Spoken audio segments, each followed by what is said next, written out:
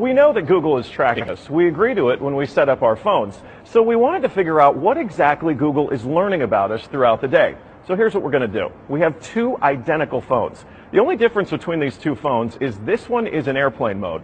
Both of the phones lack a SIM card, and they haven't been set up to access any Wi-Fi networks. So for all intents and purposes, these phones have no connection to a data network.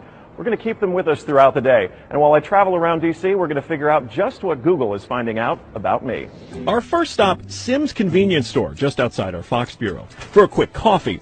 From there, we took a walk to the Capitol and took a quick walk around the Senate office buildings, and then decided to hop in a car and head around town. Hello.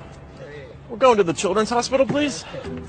To run our test, we had to do more than walk the block, so we took a tour around our nation's capital. First, due north to the Children's National Medical Center Hospital, then west to St. Albans School and the National Cathedral.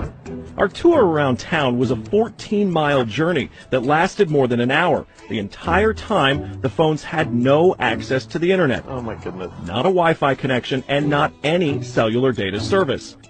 It almost seemed quaint to assume that Google wouldn't even be able to collect data on me. Let's head back to the bureau, my friend. Oh, that church is beautiful.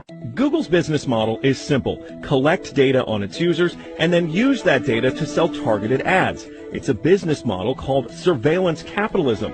But does that critical data collection work even when your phones aren't connected? So we're back here at our Fox Bureau in DC, and we've got both of our phones exactly how we left with them. The only difference, really, I snapped a couple of bad selfies at the National Cathedral.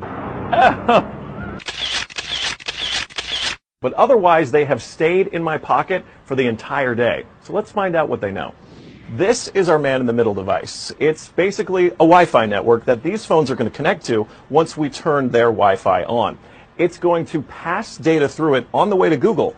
But on the way, we're actually going to get a copy of the same data that Google's going to get. We'll be able to decrypt it and then find out where we've been throughout the day. Within minutes, the numbers rolled in. The phone that wasn't on airplane mode registered more than 100 locations, 130 activities, and even 152 barometric readings. As soon as it hooked up to our Wi-Fi, it transmitted 300 kilobytes of data straight to Google. The phone even logged our exact locations, tracking us all around town, the Capitol, the hospital, the school, and the cathedral. Now you may notice what's missing here is the exact route that we took, but it got that data too. It knows when I got out of the car.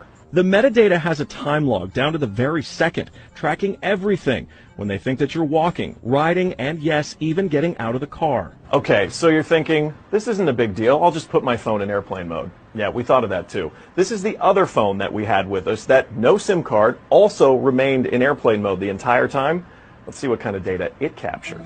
The phone with airplane mode activated actually logged more locations and activities than the other phone, and it also transferred hundreds of kilobytes of data to Google as soon as it was activated. The only thing that's missing from this map is our stop at the Children's Hospital, but it still knows we were there. There it is. Exiting vehicle, 100% accuracy. Through complicated user agreements and free software, Google gets users to sign away their privacy for nothing. They're even following you in the places that most people would expect total privacy: government buildings, a children's hospital, a private school, a church. Every move you make, every step you take, Google is watching you.